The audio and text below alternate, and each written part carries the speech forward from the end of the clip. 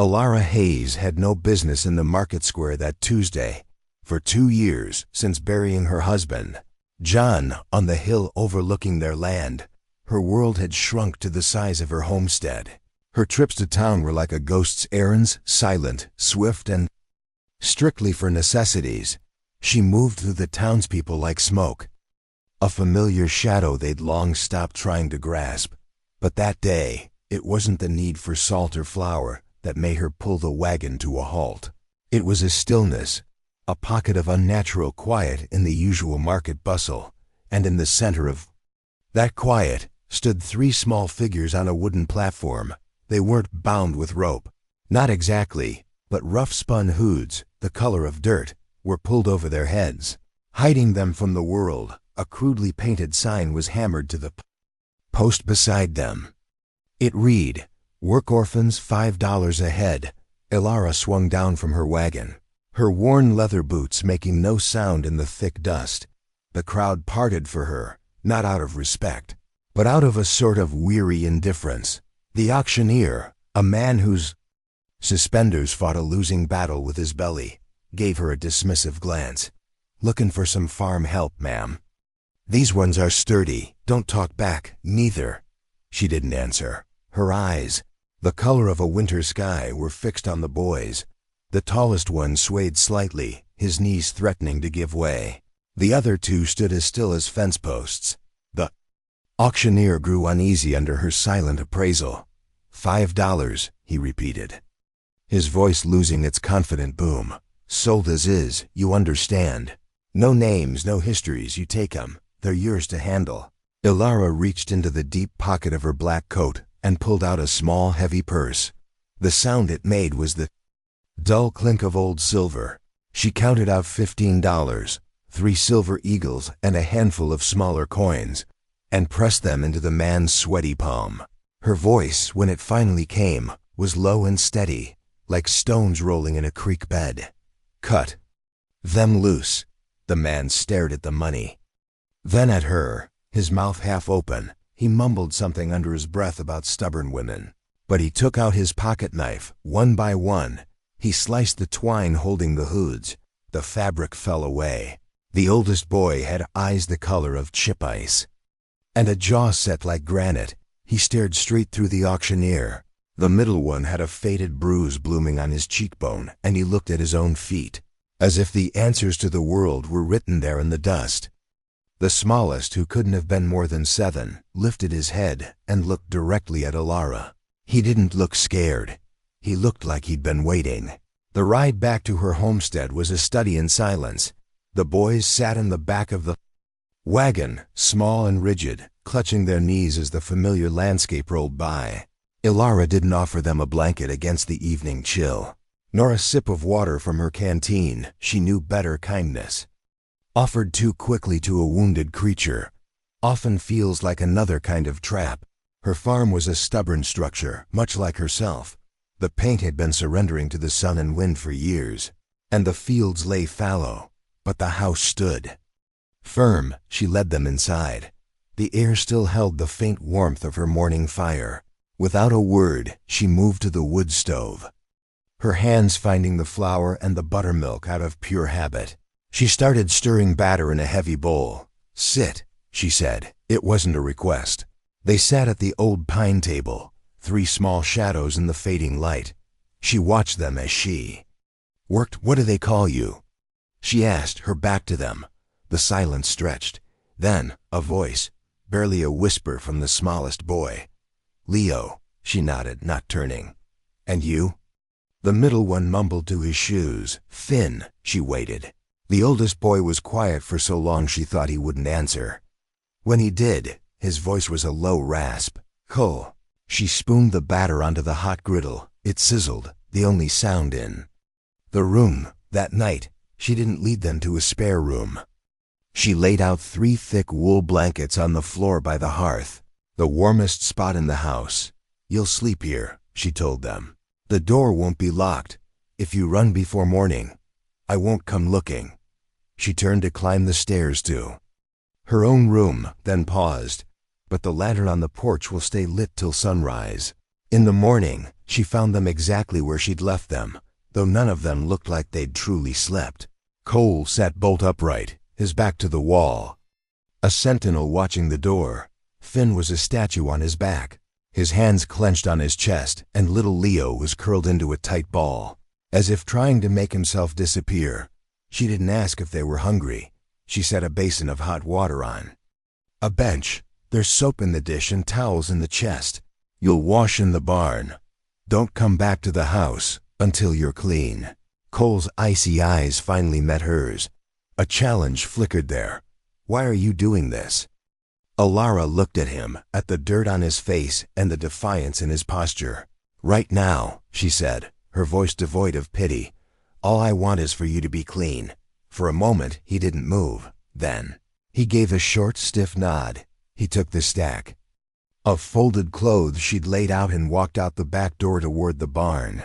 The other two watched him go, then one by one, they followed. The first small act of a new and uncertain life had begun. A week passed, then another. The house learned a new language. It wasn't a language of words, but of rhythms. The steady chop of an axe in the morning, where Cole worked through the woodpile with a grim focus. The quiet scrape of a chair as Finn helped Elara shell beans on the porch, his eyes missing nothing. The soft thud of a small, flat stone skipping across the creek, where Leo was discovering that a boy could have time to simply be. They ate together, they worked together, they slept by the same hearth. But the silence remained, a thin wall of glass between them. They were a collection of solitary souls under one roof. Not yet a family. The outside world arrived on a Sunday, in the form of Reverend Michael. He stood on her porch, holding his hat in his hands, his face a careful mask of pastoral concern. Elara, he began, his voice smooth. It's good to see you. She just nodded, blocking the doorway. The town, well, they talk, he continued, gesturing vaguely. A great undertaking for a woman alone. 3 boys with histories. They're home, Elara said. The words were flat, final. The Reverend cleared his throat. Of course, but the county clerk has no record. If you need help making it official, the church can. I'll handle it, she cut in. He saw there was no purchase to be had. He sighed, a soft, weary sound. Be careful, Elara. The world isn't always kind to things it doesn't understand. He left, but his warning lingered in the air, heavy as the scent of coming rain. The trouble he foretold arrived 3 days later. It wasn't a storm, but a single rider on a tall black horse. Cole saw him first, from the edge of the woods. He dropped his axe and ran, not toward the man, but toward the house. Elara met him at the door, behind her. Finn had already pulled Leo away from the window. The man dismounted. He wasn't large, but he carried the kind of sharp-angled authority that came from owning things. He wore a city coat, and his boots were polished. He stopped at the foot of the porch steps, not bothering to ask permission. I'm here for the property, he said, his voice as neat and clipped as his mustache. Elara's face was stone. You're mistaken. There's no property for sale here. The man smiled, a thin, unpleasant curving of his lips. He pulled a folded document from his coat. The county auction, 3 orphan boys. I hold the purchase receipt. Signed and sealed, a prior claim. He looked past her, into the dim interior of the house. I'll take them now. Saves everyone a fuss. A floorboard creaked. Cole stepped forward, moving to stand beside Elara. His face was pale, but his fists were clenched. We ain't property, he said, his voice low and shaking. The man's eyes flickered to Cole with amusement. The law says different, son. The law, Elara said, her voice dropping to a near whisper, doesn't have a vote on this land. She stepped back into the shadows of the house for a single moment. When she emerged, she was holding John's old hunting rifle. She didn't raise it. She didn't aim it. She just held it, its weight resting easy and familiar in her hands. The man's smile vanished. His gaze darted from her face to the dark bore of the rifle. He took a slow, deliberate step back. This ain't over, he hissed. Here, Elara replied. "It is." He turned without another word, swung himself onto his horse, and rode away, kicking up dust that settled slowly in the afternoon sun. Elara stood there, holding the rifle, until he was just a speck on the horizon. She finally lowered the weapon and turned. The three boys were standing in the doorway, watching her. No one said a word. But in Cole's eyes, she saw the ice begin to thaw. That evening, the silence at the dinner table was different.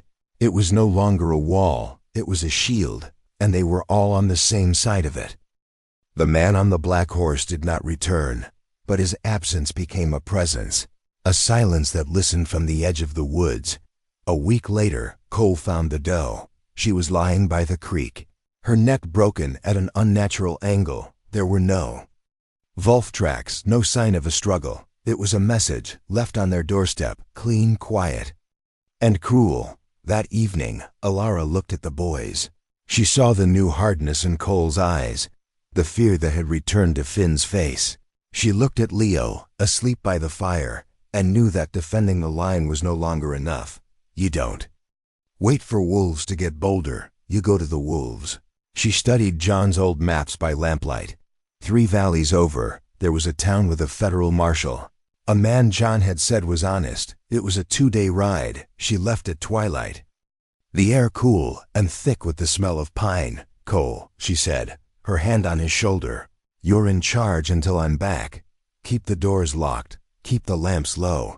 He just nodded, his face grim in the fading light. He looked less like a boy and more like a man guarding a fort. She never made it to the valley. They were waiting for her in the narrow pass at sunrise.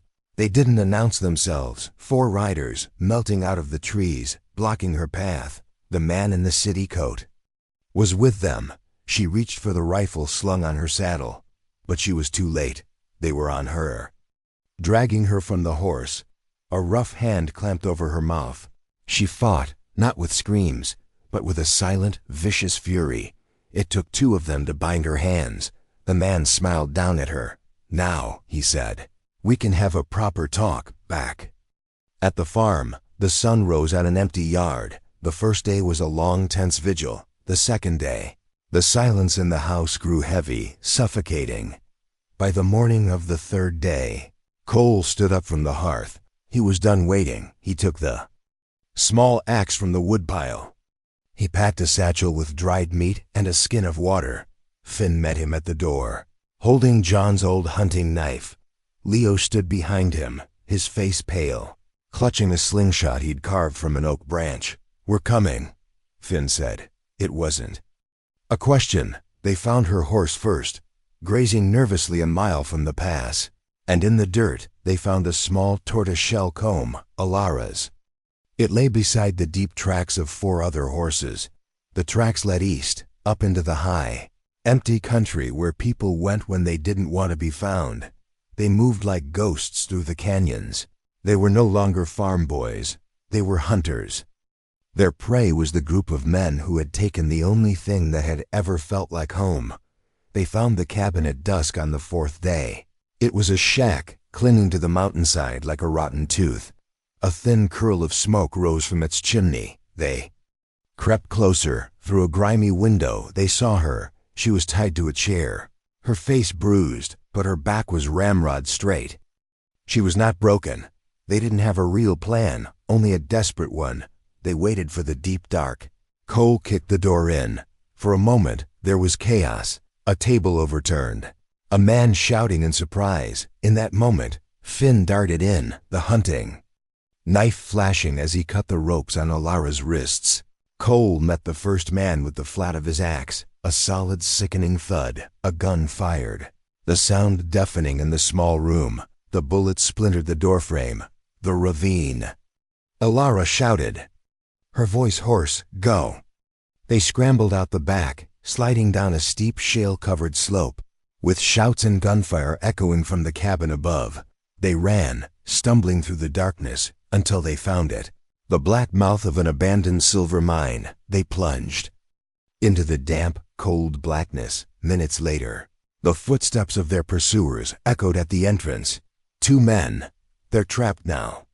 One voice growled, Cole stood at a bend in the tunnel, the axe held like a club. Elara was beside him. In her hand was the revolver she'd pulled from the belt of a fallen man in the cabin. The first man entered, a lantern held high. Cole swung. The man went down without a sound. The second man shouted and raised his pistol, but a single sharp crack echoed through the mine. He crumpled to the ground. Elara stood in the faint lantern light. Smoke curling from the revolver, her hand was steady. The first man groaned. Stirring, he was alive. She walked over to him, knelt down, and took his weapon. She leaned in close. Her voice as cold and hard as the rock around them. "You tell whoever sent you," she said. "You tell them that the Langley land is not for sale, and my boys are not for trade." They emerged from the mine into the gray light of dawn. They were bruised, exhausted, and covered in dirt. They didn't speak. There were no words for what had passed between them. They walked for hours, and then as the sun climbed higher, they saw it across the valley, the stubborn shape of their house, standing against the horizon, home. They didn't talk about the fight in the mine, not once. There was no need. It lived between them now, a silent understanding that had bonded them more tightly than blood ever could. The fear that had lived in the walls of the house finally seeped out.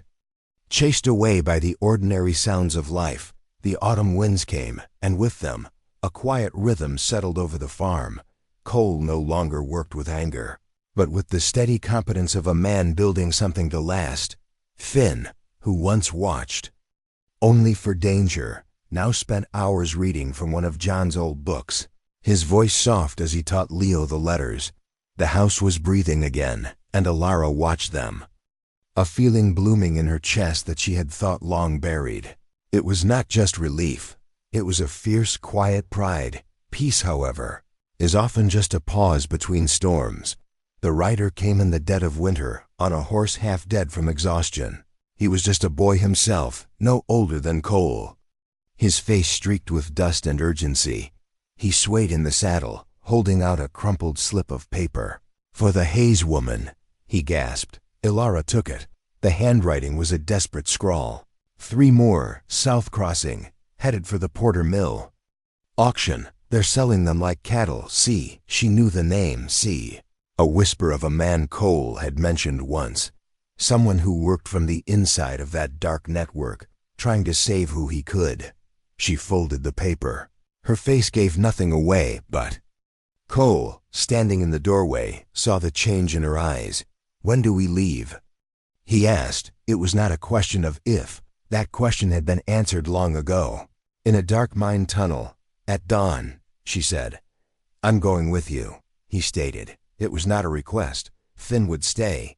He would guard the house. He would guard Leo. The roles were understood without being spoken. They rode south, into the biting wind. They were not a woman and a boy. They were partners on a mission. They stopped at a trading post near the crossing, asking about a wagon with a broken axle. The trader, a wary man, looked from Elara's hard face to Cole's cold eyes and told them everything they needed to know. The wagon was a day ahead, headed for Porter's Mill. The mill wasn't a town, it was a blight on the landscape, a temporary camp of tents and rough corrals pitched along a muddy creek, a place for men to gather and trade in things that should never be sold. From a ridge overlooking the camp, they saw it, a makeshift pen, built of stacked crates, and inside, 3 small figures huddled together against the cold. They waited for the moon to hide behind the clouds. "I'll go in," Elara whispered. "They won't look twice at a woman wandering through. They'll think I'm looking for my husband." She looked at Cole. "I need a distraction. Not just noise, chaos." Cole nodded, his eyes scanning the layout of the camp. He pointed to a long picket line where 24 horses were tied. "I can give you chaos," he said. Elara walked into the camp as if she belonged there. She moved through the clusters of rough men, her gaze distant. Just another woman in a hard world. No one stopped her. She reached the pen. The boys inside looked up, their eyes wide with fear. She pressed a single finger to her lips. Then the night exploded. A wild yell echoed from the far side of the camp. followed by the sound of splintering wood and the terrified screaming of horses. Cole, a dark shape against the firelight, had cut the tethers. A stampede of panicked horses tore through the center of the camp. Tents collapsed. Men shouted and scrambled for cover. In that moment of pure pandemonium, Elara clipped the wire on the pen's gate with a pair of fence pliers from her saddlebag. She didn't run. She walked, leading 3 small, silent boys away from the noise, melting into the deep shadows beyond the firelight. Cole was already there, with their horses and 3 more he had untied. They rode through the rest of the night without looking back. At dawn, they crested the final hill and saw the faint, steady glow in the distance. The lantern on the porch, which Finn had kept lit for them. This time, when they rode toward it, they were leading 3 new horses. Each one carried a small boy, wrapped in a blanket, riding toward the only light they had seen in a very long time. The silence was gone for good. The house, which had once felt too large for one woman, now seemed to shrink as it filled with the sound of hesitant footsteps, and eventually, the rare and precious sound of a child's laughter. The 3 new boys learned the rhythms of the farm. Not from Elara, but from the ones who came before them. Cole, his voice now a low and steady baritone, showed them how to mend a fence and how to stand their ground without throwing a punch. Finn, who had found his own courage in the pages of books, would read to them by the fire, his quiet presence a calming balm. And Leo, who remembered what it was to be small and afraid, did not teach them anything at all. He simply showed them how to play, how to chase fireflies in the dusk, how to forget. Word traveled, the way it does in the high country, on the wind and in the whispers of travelers. The stories were never quite right. Some said the Hayes place was an orphanage, others, a strange commune run by a woman with a rifle, but riders, lost on the trail or caught in a storm, knew that if they could find the ridge overlooking the valley, they would see a single, unwavering light, a promise of shelter against the dark. They started calling it the Lantern House. The years that followed were not always easy, but they were full. More children came. Some were brought by a desperate boy on a tired horse. Others were left on the porch in the dead of night, with nothing but a note pinned to their blanket. Some were boys, some were girls. Elara Hayes never turned a single one away. They came with bruises on their skin and a deeper kind of bruise on their souls. They came with silences and with rages, but none of them stayed that way for long. The house healed them, the land healed them, and the unlikely family they found there healed them most of all. Years later, an old Elara Hayes would sit on that same porch, her hair the color of snow, her hands resting in her lap. She would watch Cole, now a broad-shouldered man, managing the work of the farm with a quiet, steady hand. She'd see Finn, surrounded by the youngest children, pointing out constellations in the evening sky, and she'd hear Leo's easy laughter ringing out from the barn, a sound that had become the heartbeat of the place.